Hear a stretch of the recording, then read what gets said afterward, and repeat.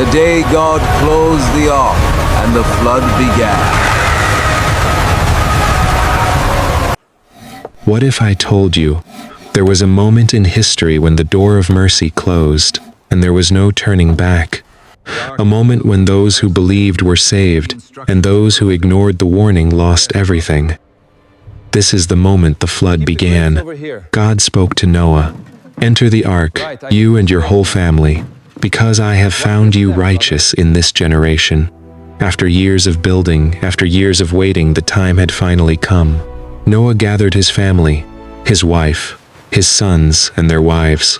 Then came the animals, clean animals in sevens, unclean animals in pairs, birds of the sky, creatures of the earth. One by one they entered the ark, exactly as God had commanded. And then God said something critical. 7 days from now, I will send rain upon the earth. 40 days and 40 nights. Everything that breathes will be destroyed. 7 days. A final warning, a final chance. But the world outside did not listen. They continued their lives, unaware of what was about to happen. Then the seventh day came, and everything changed. The fountains of the deep burst open. The windows of the heavens were opened, and rain began to fall. Not for a moment, not for an hour, but for 40 days and 40 nights. The sky poured down without stopping. The earth broke apart. Water rose from below and poured from above. Inside the ark, Noah and his family waited. Outside, the world was being erased. The waters rose, higher and higher. The ark lifted from the ground, floating on a world that no longer looked the same. The waters continued to rise, covering fields, covering cities, covering everything. Even the highest mountains disappeared beneath the flood. Nothing remained above the water.